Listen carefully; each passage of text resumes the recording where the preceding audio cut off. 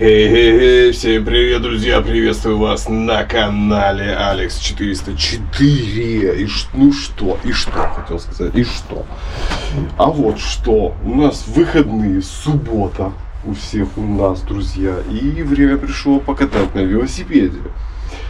Погода, как обычно, не фонтан, не айс, не ахти, но другой у нас не будет. Надо ехать. Тут у меня нарисовались конкуренты, друзья, конкуренты в лице местных велосипедистов, за которыми я слежу на небольшом контакте.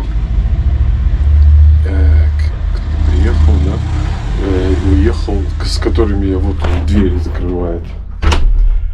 Ветер и сводит меня этим с ума. Да, короче, с которыми я в таком небольшом контакте. Я посматриваю, как и что они куда ездят. Это люди моего возраста. Точнее, это один, который живет здесь у нас рядом, в моем городе. Велосипедист. Ну и раньше таки посматривал, у него скоростя там были чуть поменьше моих. И в целом поменьше ездил.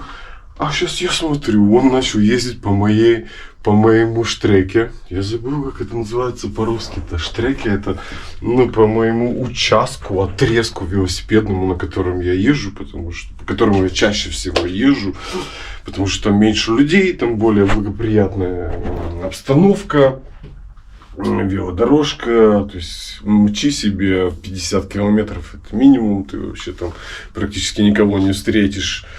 Можно 70 зарядить, если чуть дальше там по дороге, по трассе поехать. В общем, идеальная велодорожка. Это был вообще мой секрет. Особо о ней никто не знает. И я не особо никому не рассказывал. Ну, разумеется, это все видно в моей страве, в моем YouTube канале, куда я езжу и как. И при желании можно, конечно, легко посмотреть. Да, как езжу. В общем, короче, этот чувак теперь ездит тоже постоянно по этому маршруту, вот это слово, и еще и быстрее, чем я. А это что это? Я, мое эго затронуто, уязвлено. И надо тренироваться, Я вот сейчас раздумываю, снимать сумки или нет. Вот эти шапки там, что я вожу, они мне сейчас точно нужны? Или оставить только бардачок? В общем, погнали. Слышите этот скрип? Это тот самый случай, когда я решил довести продолжительность катания на проваренной цепи, на проваксованной, до 500 километров. Проехал уже где-то 350. И вот уже там смазки никакой нет. А я чисто ради принципа хочу посмотреть, как она будет скрипеть на 500. И это все в сухую погоду. Конечно, большие подозрения, что ребята по моему маршруту делают такие средние скорости, потому что ездят по дороге, по Бундесштрассе, по которой сейчас я еду. Я маленький кусочек еду. Потому что, конечно же, по дороге легче и проще ездить. Я еду по велодорожке, а там местами нет вообще асфальта. Ну и надо понимать, там притормозил, там повернул. Скоростя уже не такие, как ехать по автомобильной дороге. Непрекращающийся ветер. Хотя посмотрел, последний их заезд тоже ветер был 15. Но сейчас походу побольше. Сейчас, наверное, 20 км в час. Боковой, но приятного мало. Ну и вес. Я вешу 96 килограмм. Это охренеть как много. И килограмм 20 надо скинуть по нормальным делам, чтобы показывать нормальные скорости. Что-то только сейчас до меня дошло. Я ж не позавтракал толком. съел один кусочек пирога с кофе и все. И с собой не взял ничего. Дождик накрапывает. Сумки с велосипеда не стал снимать, потому что один фиг ветер, один фиг не получится реально быстро ехать. Так что пофиг. Хотя надо отдать должное, эти сумки снимаются просто. Ничего круче, проще, комфортнее я не видел. Это просто одним движением пальчика. Цак, цак. Снял, одел.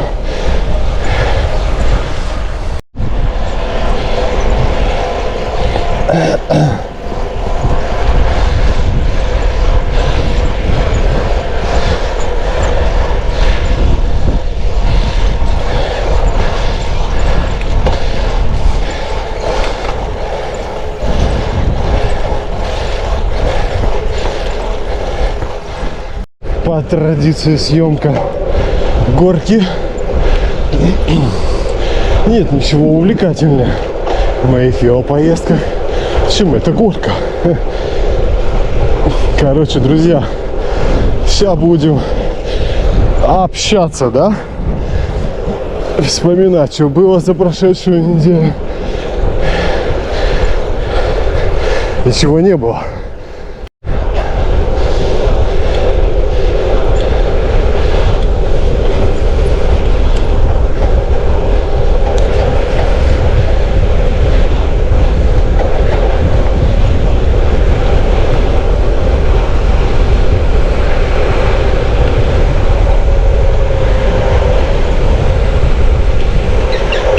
Ух ты! Это что это за попугаи такие летают у нас? Зелененькие. Фига себе. В общем, провтыкал я сегодня самое красивое время для велопрогулок. Это раннее утро. Один фиг я стою не позже 6 часов утра. Но вот собраться и сразу выйти, отработав неделю на фабрике, тяжело в субботу утром. Короче, залип, там что-то подвыставить, там ответить на комментарии. И там и Руся проснулась, там попили кофейку. И уже, глядишь, 9 утра. Выехала сегодня только в 9 утра. Что уже поздновато. В целом, конечно, все относительно. Можно хоть целый день кататься. Вот заканчивается асфальт. Но так как я живу не один, жил бы я один, я бы катался круглосуточно. А так как я живу с Ирусей, я несу некую ответственность за нее. Я не могу ее просто бросать на выходные, типа все, аривидерчи, я уехал кататься. А кататься я могу реально целый день, то есть 8 часов, 10 часов просидеть в седле для меня не проблема. Эй, коровы! Здравия желаю! Товарищи, коровы! Ну вы коровы, блин, могли бы что-то ответить, не знаю. Помычать как-то гривой, помахать. Да, поэтому мне приходится планировать свои хобби и увлечения так, чтобы еще и время на Ирусу оставалось. Соответственно, так как работаем мы с ней вдвоем, и она точно так же работает всю неделю, полный рабочий день, точно так же устает, точно так же хочет развлечься, отдохнуть на выходные. Разумеется, это делать в одиночку мне или ей не приносит удовольствия. Хочется, конечно, вдвоем. Но так как у нас разные увлечения, пристрастия и физическая кондиция, так как я и столько как я, она ездить не может и не хочет. И я ее прекрасно понимаю, потому что это ее выбор. А у каждого он свой. Но тем не менее, раз мы живем вместе, значит нам нравится друг с другом. Соответственно, нам нравится все. Соответственно, и в том числе время проводить вдвоем. Иначе зачем смысл жить вдвоем и отдыхать порознь? Короче, посему планы, как правило, на выходные у нас более-менее похожи. Ну, я имею в виду каждые выходные. Распорядок. С утра мне прокатиться на велике, потому что других времен у меня нету. После работы происходит крайне редко, потому что я охренеть как выматываюсь на работе. Плюс еще среди недели я дома тренируюсь. Там турник, брусья, гантельки. В общем и целом, с утра покататься максимально быстро до обеда. Сейчас вот я выехал в 9 и клятвенно пообещал, что буду дома в 12, но максимум в 12:30. И мы продолжим наш отдых. Хотя, как правило, мне надо часочек, чтобы прийти в себя и минут 15 поспать в обедик после таких заездов. Но, в принципе, могу и сразу щемануться дальше, отдыхать. И поехать в Росток. У нас через неделю отпуск. Мы летим в Португалию. У меня так-то полтинник будет. И мы собирались его отметить на берегу Атлантического океана. Я еще ни разу в жизни не видел океан. Это была моя мечта с детства. Покупаться в океане. Вот. Ах да. Короче, я сейчас приеду, мы поедем в Росток. На машине, разумеется. Зайдем там, посмотрим вещи. Как правило, у меня это поиск футболок. Вот все, что вещи я смотрю. Футболки. И заехать в русский магазин. Купить огромный кусок моего хохлядского сала копченого. Такой вот прямо я беру огромный, такой, чтобы его на недели 2 хватало. Ну, вру, на неделю. У нас там всегда один и тот же ассортимент, что мы в русском магазине покупаем. Это сало, зелень, петрушку, укроп, ливерную колбасу, она там шикарная. Что там еще мы покупаем-то, господи? Сырочки вот эти в глазури сладкие. Я там нашел тему. По 39 центов, что ли, они. Вообще ништяк. С десяток затарил, в холодильник забросил. Мега. Мороженое, пломбирчик. Тут же сразу захомячить в машине. Что мы там еще покупаем? Ну, в общем, это самый основной такой список. Там еще сгущенки, зефира, чай русский, ну, Ахмат. Вот такой ассортимент у нас. Там надо быть очень осторожным, потому что в русском можно реально все деньги оставить. Там все так вкусно, караул. В общем, план на сегодня покататься, поехать в Росток, вечером порисовать. Вот такой вот на сегодня план. Завтра возможно поехать на блошиный рынок с утра за виниловыми пластинками, а дальше погрилить, порисовать. Все, что я наснимал за 2 дня на выходных, обработать, зафигачить фильмцы и закинуть их в ютубик. Вот такой вот план. Капец, дождь накрапывает и боковой ветер сносит прямо. Еду, гадаю, сколько ехать, 50 или больше. прошлую субботу 57 проехал. Но погода была получше. Вак поехал с коляской, с ребенком. С коляской на багажнике. Сиденье с маленьким ребенком. На велосипеде поехал, господи. Дождь. Дождь. Вчера была пятница. И по пятницам у меня короткий день. 7-часовой день. И я езжу на поезде домой на час раньше, на 15-часовом. Он был полный. Он был не просто полный. С битком забитый. Первый раз, когда я стоял по дороге домой в поезде. Мне там ехать 25 минут, поэтому не страшно. Но мы с Ральфом такие, хопа, залезли, сели.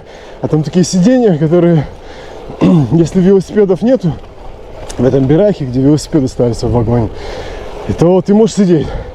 А если велосипедисты заходят, то ты должен, типа, по их требованию, ты должен, в принципе, сам понять, что им здесь надо велосипед поставить, встать и уйти. Но мы делаем вид, морду кирпичом, сидим дальше с ним. И заходит чувак, это капец. Надо понимать, что вагон битком забитый. Он с детьми, с 3 велосипедами, с сумками, с прицепом детским велосипедным, таким огроменным. Запихивает все это, всех этих разбегающихся детей, все эти велосипеды, сумки, прицепы, в этот битком забитый уже поезд. Как я бы с ума сошел. Он весь мокрый. Эти дети что-то там пищат, в разные стороны бегают. Крэзи просто. Я не видел никакой бабы с ним. Такие папаши, конечно, это для меня. Я бы с ума сошел, повторюсь, реально. И он давай там руководить всем вагоном. Так, вы пройдите, пожалуйста, вон туда дальше. Вы вот сюда налево. Нам такой, а вы, пожалуйста, встаньте. Потому что это веста для велосипеда. И я думаю, мне-то пофигу вообще, без проблем. С меня вообще не будет, не отвалится. Я встану, я вообще должен был это раньше и сам понять. Но Ральф, я думаю, все, ща будет скандал. Этот просто так никогда ничего не уступит, не встанет, не отдаст. Нет, встал молча. Правило есть правило. Ральф немец. Короче, вчера я его бортанул с китайским рестораном. Я по пятницам после работы хожу в китайский ресторан и за 5,50 сгребаю у них там остатки. Это не то, что там люди не доели, а то, что лежит на витринах. Там же шведский стол, буфет. И это все тепленькое, свеженькое. Ты приходишь своей кастрюлей, коробкой, кто на что гораст вообще. Китайцам вообще пофиг, какая емкость у тебя будет, хоть ведро.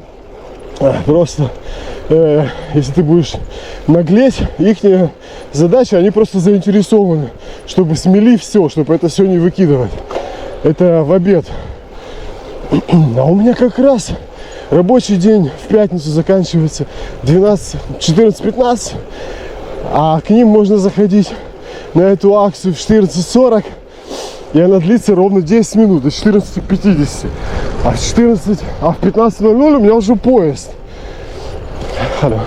И это все надо вот так организовать, успеть.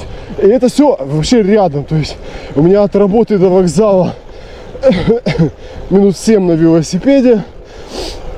И между ними как раз посередине, прямо напротив вокзала, точнее, китайский ресторан. И я такой на изи иду после работы. Моюсь, купаюсь, не торопясь одеваюсь, переодеваюсь, сажусь на свой велосипедик и еду к китайцам. И так было в прошлую пятницу.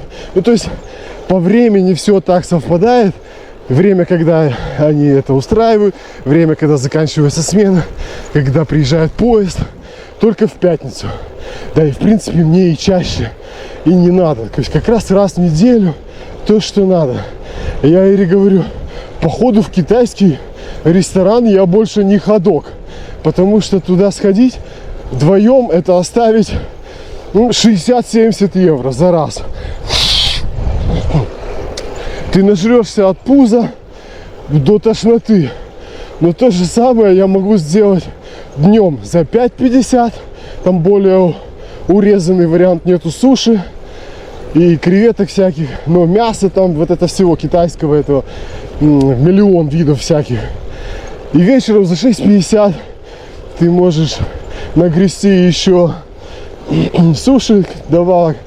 И есть это все вдвоем 2 дня за 6,50 максимум.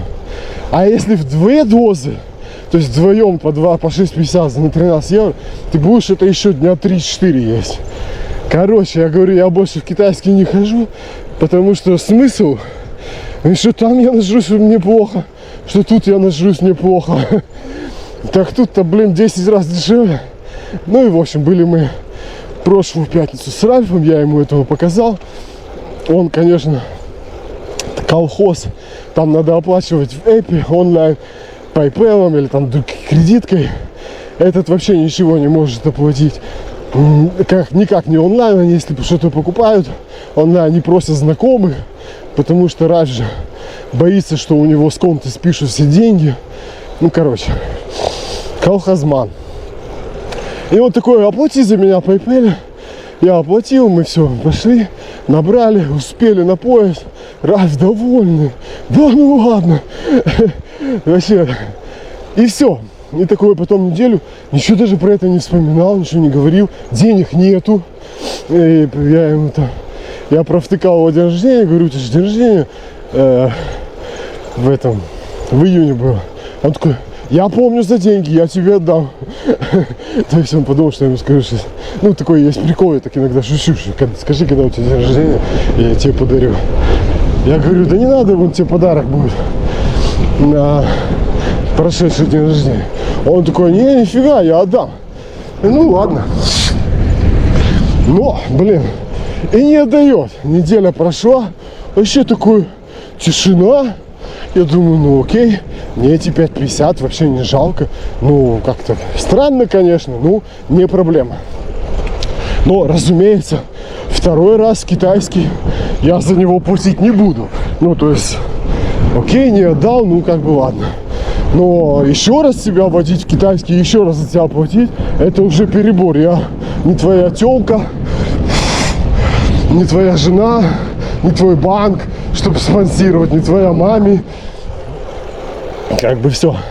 И тут в пятницу с утра он мне, а я уже в четверг, по-моему, бухнул, заказал это у них, что я завтра приду, оплатил. Разумеется, на Ральфа я ничего не говорил, ничего не оплачивал. В пятницу с утра он мне приносит такой мешочек с мелочью. 5,50 он мне насобирал. Я такой, я ржал просто, думал, Иисусе, я говорю, ты что, под церковью сидел, собирал их. И, короче, он такой, да, других не было, окей. А ты сегодня идешь? Я такой, да. А что ты мне не сказал? Я говорю, халё, я что, твой банк? Где деньги были? Откуда я знал, что ты вообще собираешься их отдавать? О! Короче, обиделся, что я его не взял. Я такой думаю, бля, пошел ты нахрен, чтобы я еще мелочью ты мне будешь отдавать обратно эти деньги. Я что теперь буду мелочь тут скапливаться? Даже, ну, не про это, но как бы мне иной раз удивляет, как взрослые мужики, потому что у меня еще один чувак на работе, ну, такой, ну, как бы это не секрет, я рассказывал, что такая фишка есть. Да, я с тобой, сразу тебе деньги отдам, заплати за меня. Блять, что происходит? Люди не могут оплатить, купить что-то онлайн. Какие-то, как будто дети какие-то маленькие.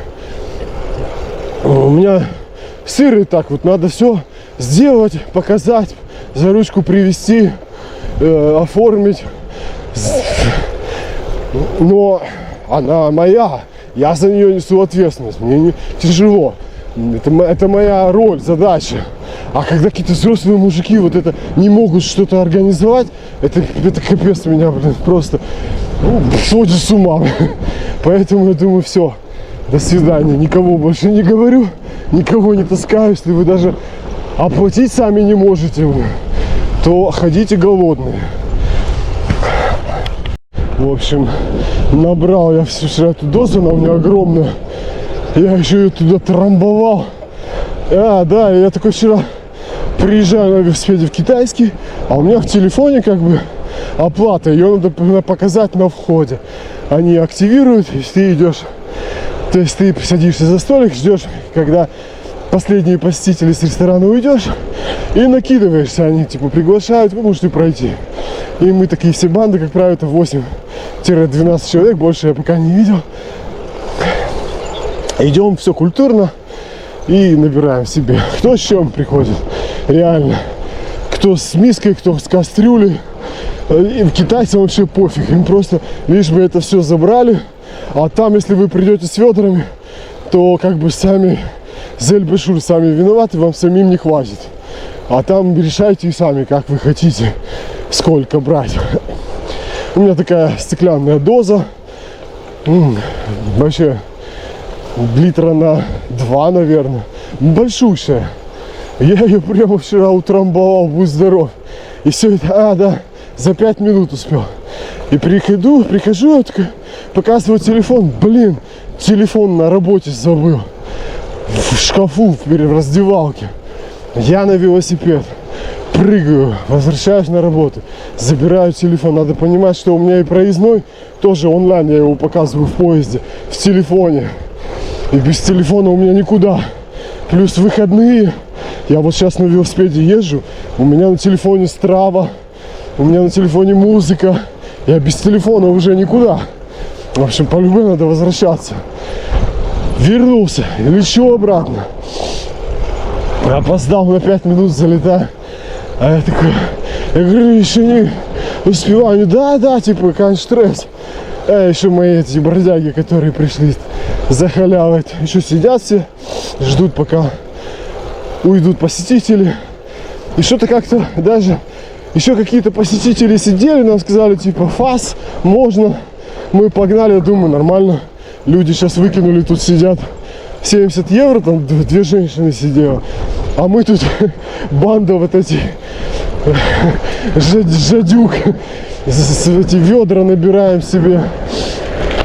Фига ты носишься здесь за 5 евро. Как-то несправедливо, малеха. Ну окей.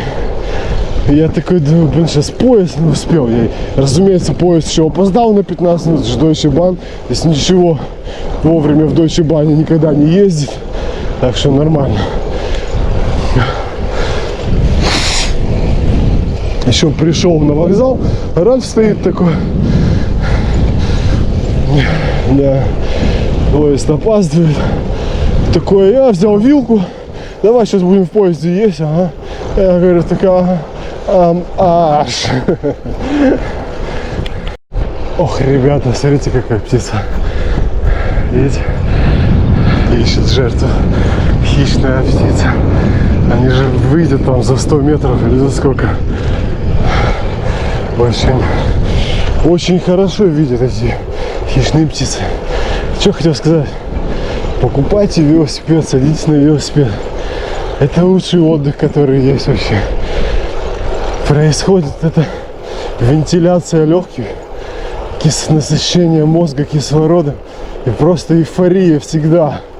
В каком бы состоянии, настроении, как бы даже мне не хотелось, как бы я не уставшим был. Садишься на велосипед и хорошо. И сейчас играет в наушниках Nike Борзов. О, жизнь так прекрасна. Навеяло меня на размышления. Хотя я это говорю каждую свою вело покатуху. Смотрите, он летит передо мной. В экшн-камере, конечно, этого не видно, но ястреб какой-то, сокол летит вдоль дороги.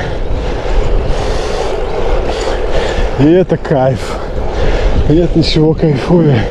И ты становишься уже заложником вот этого серотонина, дофамина, всех этих гормонов, вырабатывающихся, счастья. Вон он летит. И мозг требует, как тренировки, он требует: потренируйся, дай мне этого, я хочу кайфануть. И он кайфует, и ты кайфуешь, И я так рассказываю, как будто это вообще две разных субстанции, даже три. Я, тело и мозг. Блин, смотрите, он впереди меня летит. Он дорога повернул и вместе с дорогой повернул. Ха. Прикольно! Это кайф! А-а-а! Он летает наверху. Он уже здесь. Где-то. Вон он вверху, видите? Видите этого красавца? Эй! Удачной охоты, брат! Кайф. Так, что-то коровы сгрудились не к погоде. Сейчас, походу, начнется юго-буря, ураган, метель. В общем, решил, проеду немножко больше, чем 57. Там, правда, заканчивается дорожка, поеду по велотрассе, потому что нет ничего скучнее и неинтереснее, чем все время делать одно и то же. А так как я уже делаю одно и то же, то надо хотя бы проехать пару километров больше, чем в прошлую субботу. Тачкам, друзья, тема за тачки. Посматриваю я свою мечту. Мини-бус, кемпер Volkswagen TSX T6 Edition Океан. Вот я хочу либо такую, либо никакую другую. Вот только такую. И я такой посматриваю цены, что есть на рынке. А на рынке немножко все выглядит раурик. Дорогущие они собаки, блин. От 50 до 60 евро. И это уже бэушные. Что я сказал только что? От 50 до 60 тысяч евро. Ну, капец. То есть это будет от 19 года до 22. Да, иногда, может, там 23-го. Все остальное будет вообще 75. Короче, за 60 можно взять до 50 тысяч пробег. И там вот такого 20-21 года. Капец. Это даже не новая машина. Охереть, какие они дорогие. И это моя мечта. И то, что оно такое дорогое, меня расстраивает прямо. И уже такой думаешь, а точно ли тебе именно он нужен? А давай посмотрим вот Dodge. Например, Dodge этот, скажите мне, блин, забыл, как называется. Вот весь рассказ на смарку, потому что именно в модели было все дело. Чего-то Чевари, Чегевари. Блин. Ну вот этот крутющий, как в фильмах. Блин, так его можно взять за 40-50. И еще свежее будет. Чероки, по-моему, блин. Нет, тоже нет. Ну что типа Чероки. Ну это вообще Чероки не с той истории. Ну так это ж тачка, блин. Вообще легендарнейшая. Но что с ней делать? Это только вот, ну, понт. Это охереть какой понт. Это просто, блин. У меня даже вещей таких нету, чтобы вот действительно с понтом ездить хорошим. Или вот какой-то жирный кабриолет. Вот у меня 3 мечты в плане машин. Это TSX Океан, Dodge этот, ну, нормальная мечта, что я даже забыл название. Короче, Dodge и какой-то жирный кабриолет, даже не знаю какой, потому что я их давненько не рассматривал. Я просто такой подумал, за такие бабки, чувак. Ну, то есть я рассматривал там раньше кабриолеты до 30, например, да? Ну, раньше. А сейчас такой, если до 50 рассматривать, то там уже будет поинтереснее варианты. В общем, задумываюсь. Это просто сейчас болтовня, там еще собирать и собирать эти деньги. Но задумываюсь. И уже соблазн появляется. А не взять ли жирного? И потом мой здравый смысл говорит мне, еще вот ты возьмешь кабриолет или этот Dodge, погоняешь ты, прикольно, хотя Dodge это вообще не вариант, там 6 литров двигатель или сколько, 8 цилиндров, это, я столько ни на бензин не заработаю, как он жрет, это не вариант вообще. Кабрик какой-то крутой, толку с него ноль. Да, круто, все четко, обожаю кабриолеты, но на этом все закончится.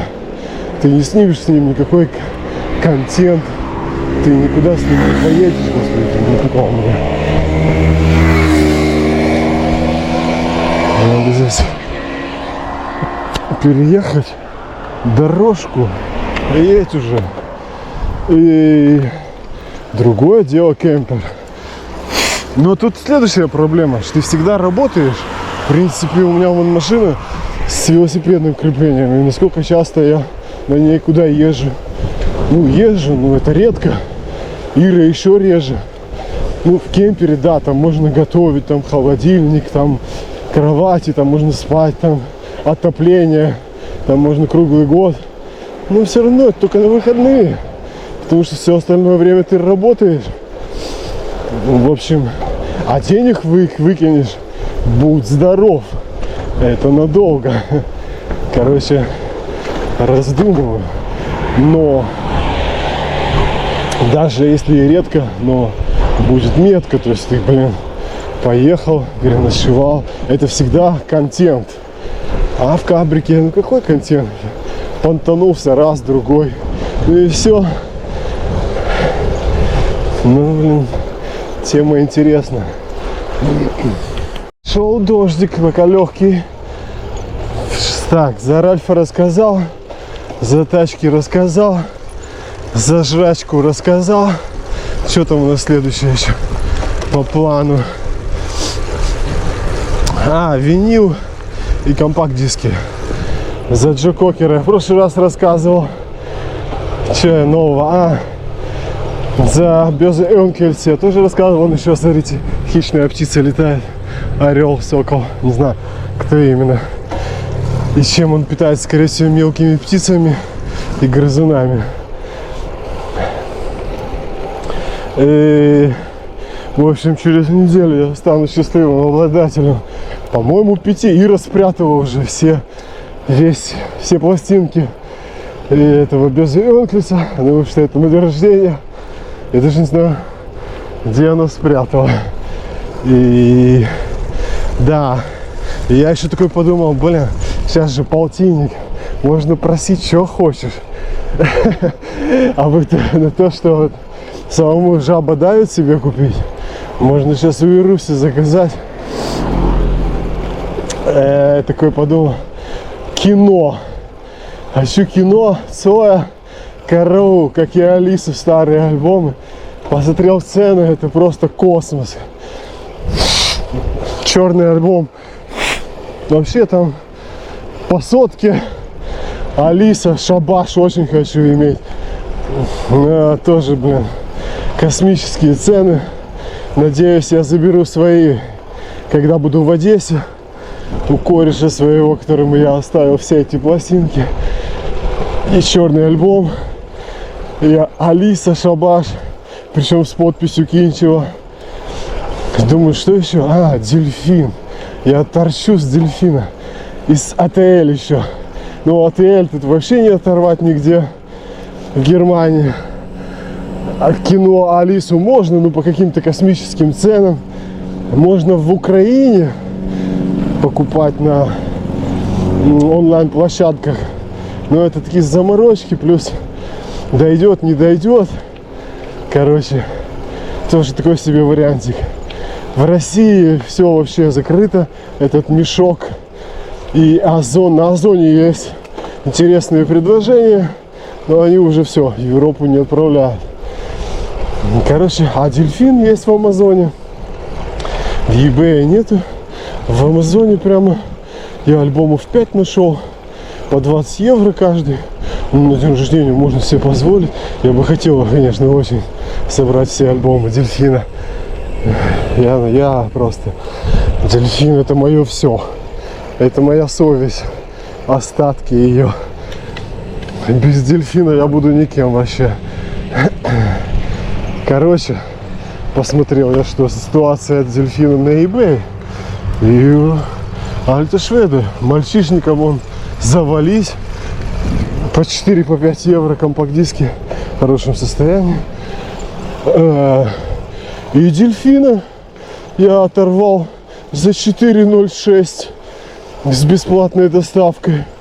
Нифига себе, я такой смотрю, там Андрей или как альбом, по-моему, не буду врать. Я такой, 11 евро. Я такой, и можно свой прайс предложить. Я предлагаю такой на обум, ему отправляю 7 евро. И такой, окей.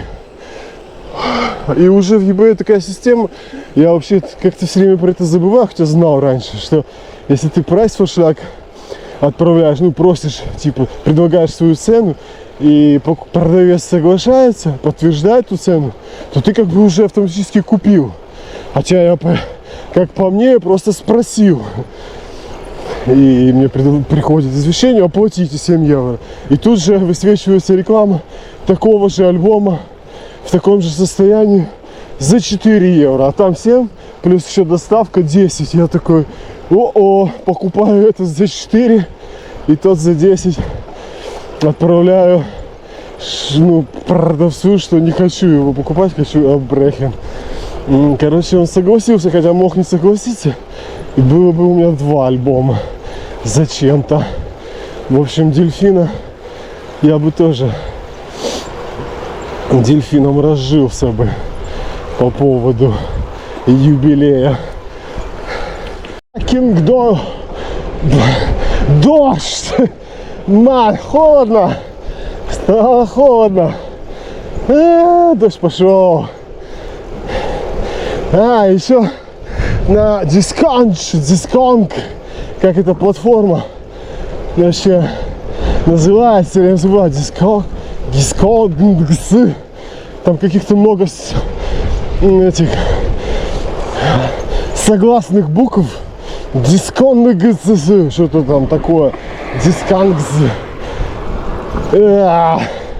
И Джокер, такая старая группа, еще советских времен, ну постсоветских.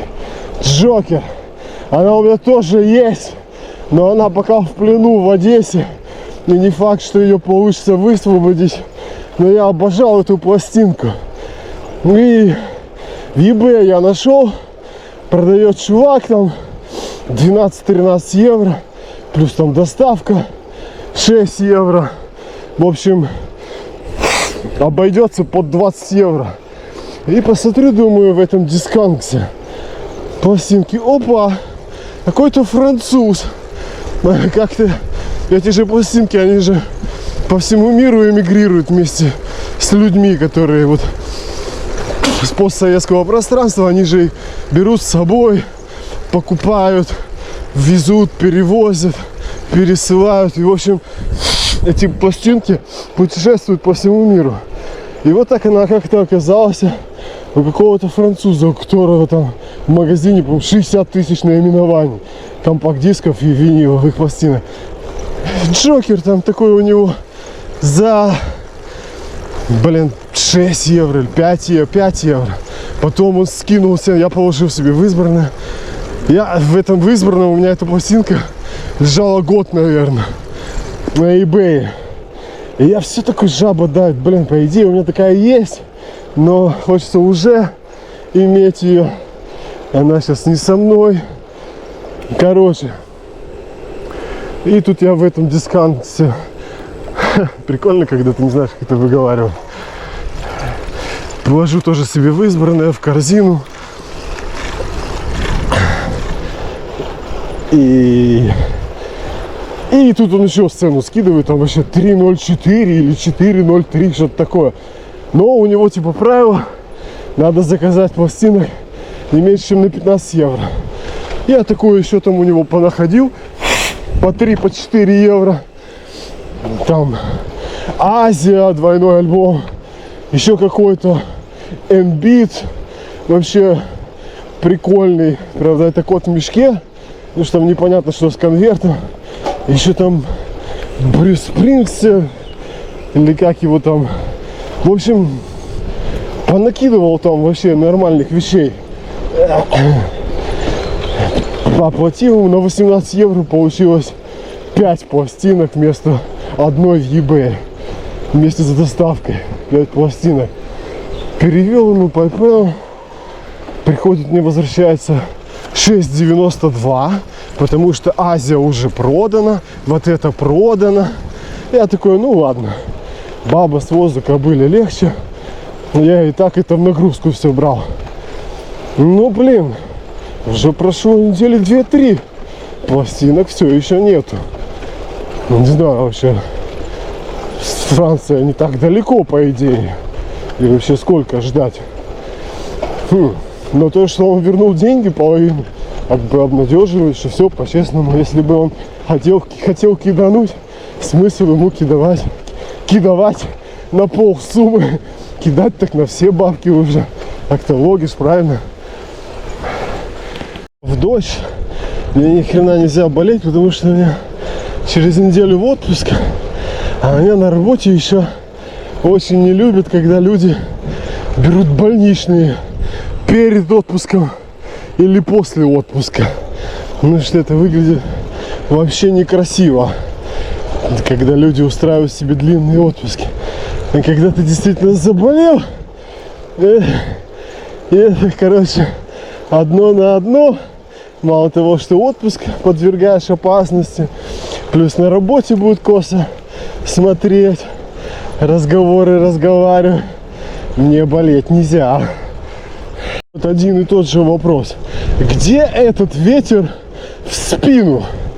Ты когда едешь, заранее, что только я смотрю, ветра, такой юго-западный. Ага, значит, я буду туда ехать против ветра, а обратно ветер будет в спину. Как раз все подходит. Но почему-то всегда, когда я еду обратно, ветер все равно в лицо. Алло, was soll das? Mano!